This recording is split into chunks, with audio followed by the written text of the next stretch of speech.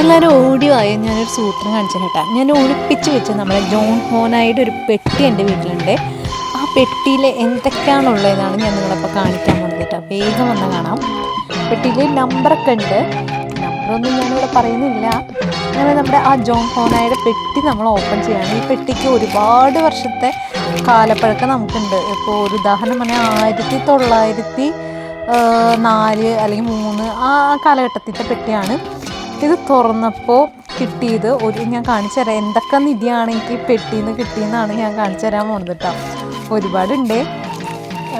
ഇതിപ്പോൾ ഞാൻ നോക്കിക്കൊണ്ട് എന്തൊക്കെയുണ്ടെന്ന് നോക്കുമ്പോൾ ഒരു സൈഡിൽ നിന്ന് എനിക്കിത് കുറച്ച് പൈസ കിട്ടിയിട്ടുണ്ട്. ഭയങ്കര കാലപ്പഴക്കമുള്ള പൈസയാണ്. ഞാൻ അത് ലാസ്റ്റ് എണ്ണീട്ട് എത്ര രൂപ ഉണ്ടെന്ന് പറയാട്ടോ.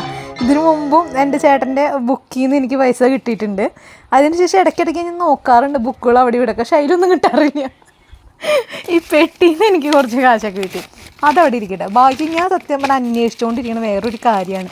അത് ഈ വീഡിയോൻ്റെ ലാസ്റ്റ് ഞാൻ പറയാം. ഇപ്പോഴേ ഒരു സിമ്മ് കിട്ടിയിട്ടുണ്ട്. എയർടെലിൻ്റെ ഒരു പഴയ സിമ്മ് കിട്ടിയിട്ടുണ്ട്. പിന്നെ നോക്കട്ടെ കേട്ടോ, കുറേ തിരയാനുണ്ട്. ഞാൻ ഉദ്ദേശിച്ച സാധനമാണ് ഞാൻ തിരഞ്ഞുകൊണ്ടിരിക്കണേ. അതെനിക്ക് കിട്ടുന്നില്ല. എത്ര അന്വേഷിച്ചിട്ടും കിട്ടുന്നില്ല. ഞാൻ അത് മുൻപ് കണ്ടതാണ്. മുൻപപ്പോൾ വീഡിയോ എടുത്താൽ മതിയായിരുന്നു. ഞാൻ പക്ഷെ എടുത്തില്ല ഗൈസ്. അതാണ് എനിക്ക് പറ്റിയ അബദ്ധം. ഇത് ചേട്ടൻ്റെ ഒരു പഴയ ഫോട്ടോൻ്റെ ഒരു ഇതിനെന്താ പറയുകയെന്ന് എനിക്കറിയില്ല. ഇതിൻ്റെ പേര് ഇതിനെന്താ പറയുകയെന്ന് വെച്ച് കഴിഞ്ഞാൽ അതൊന്നും അറിയണവർ ജസ്റ്റ് കമൻറ്റ് ചെയ്യണേ. പിന്നെ ഇത് DVD കുറേ ഉണ്ട് കേട്ടോ. എന്തോരം DVD പറയും. പെട്ടിയിൽ മാത്രമല്ല അവിടെ ഇവിടെയൊക്കെ ആയിട്ട് DVD. ഇത്രയധികം DVD കളക്ഷൻസ് ഉള്ള വല്ല ഫ്രണ്ട്സ് നിൽക്കണമെങ്കിൽ അതും കൂടി ഒന്ന് മെൻഷൻ ചെയ്യണം കേട്ടോ കമൻറ്റിൽ.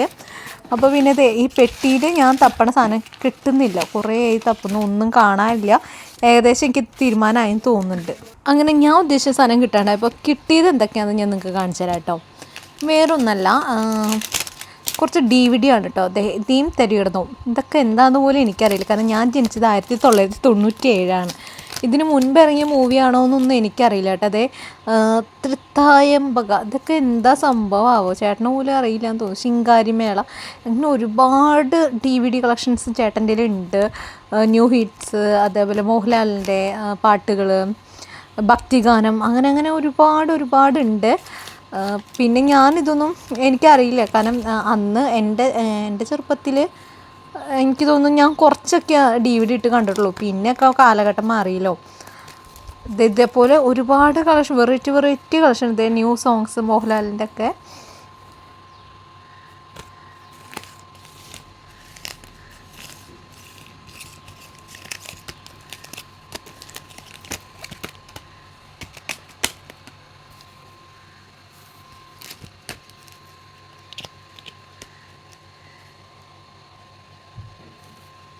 അതിൻ്റെ ശേഷം ഒരു ഫോണിൻ്റെ ബില്ല് കിട്ടിയിട്ടുണ്ട് കേട്ടോ.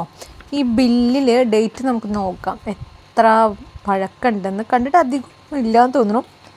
ഇത് 2016 ഒരു മൊബൈൽ ഫോണിൻ്റെ ബില്ലാന്ന് തോന്നുന്നു കേട്ടോ. മൊബൈൽ ഫോണിൻ്റെ ഒക്കെ കൊടുത്തിട്ടുണ്ട്. 2016 അങ്ങനെ ഒരുപാട് ബില്ലുകളും കണക്ഷൻസൊക്കെ ഉണ്ട്.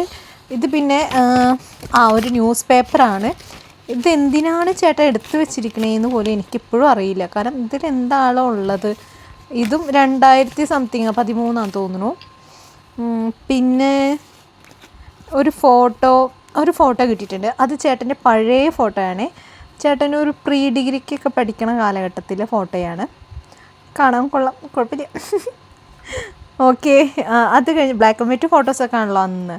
പിന്നെ ഞാൻ പറഞ്ഞ പോലെ ക്യാഷ് കിട്ടിയിട്ടുണ്ട്. കുറച്ച് ക്യാഷൊക്കെ ഉണ്ട്.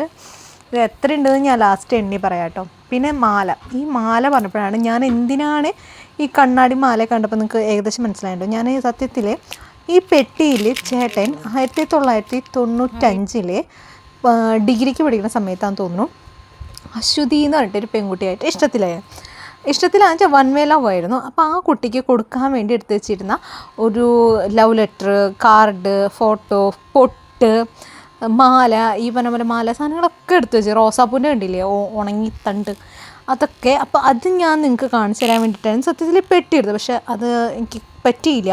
കാരണം ആ സാധനം ചേട്ടൻ ഈ ലവ് ലെറ്ററൊക്കെ വായിച്ചിട്ട് ചേട്ടൻ ഒരുപാട് കളിയാക്കിയിട്ടുണ്ട്. അപ്പോൾ അതുകൊണ്ടാണ് തോന്നുന്നു ചേട്ടൻ ആ ലവ് ലെറ്ററൊക്കെ എവിടെയോ മറച്ച് വെച്ചിരിക്കുകയാണ്. ചിലപ്പോൾ കീറി കളഞ്ഞിട്ടുണ്ടാവും, അറിയില്ല കേട്ടോ. പൊട്ട് ഞാൻ പിന്നെ ഉപയോഗിച്ചിട്ടുണ്ട്, കാരണം ഞാൻ ഉപയോഗിക്കുമ്പോൾ ഞാൻ ആ പൊട്ട് കുത്തിയിട്ട് ചേട്ടനെ ഇടയ്ക്കിടയ്ക്ക് കളിയാക്കാറുണ്ട്. അതുകൊണ്ട് പൊട്ട് എൻ്റെ ഉണ്ട്. പിന്നെ ആ കുട്ടിക്ക് കൊടുക്കാൻ വേണ്ടി മേടിച്ച കണ്ണടയും മാലയൊക്കെയാണ് കേട്ടോ. മാല എന്ന് വെച്ചാൽ അന്നത്തെ ഫാഷനല്ലേ, അപ്പോൾ അതൊക്കെയാണ്. പിന്നെ റോസാപ്പൂവിൻ്റെ ഒരു ബൊക്ക അതൊക്കെ ഉണ്ട് കേട്ടോ. പിന്നെ ഫൈനലായിട്ട് നമുക്ക് കിട്ടിയ ക്യാഷ് ഞാൻ എണ്ണി. അപ്പോൾ 1350 രൂപയാണ് നമുക്ക് കിട്ടിയ ക്യാഷ്. ഞാനിതിപ്പോൾ കൊണ്ടുവച്ചിട്ട് നിങ്ങളെ കാണിക്കണതല്ല, ഈ നോട്ട് കാണുമ്പോൾ നിങ്ങൾക്ക് അറിയാം അത്ര നാളത്തെ, എത്ര വർഷം ഉണ്ടെന്ന് അറിയില്ല, പഴക്കത്തിനുണ്ട് സത്യത്തിൽ. അപ്പോൾ ഇത്രയേ ഉള്ളൂ. ഇതേപോലെ ഒരു പെട്ടി നിങ്ങളുടെ വീട്ടിൽ എങ്ങനെ ഉണ്ടെങ്കിൽ അതിൻ്റെ ഒരു ജസ്റ്റ് കമൻറ്റും വീഡിയോസൊക്കെ ഒന്ന് ഇടണേ, ഞങ്ങൾക്കും കാണാമല്ലോ.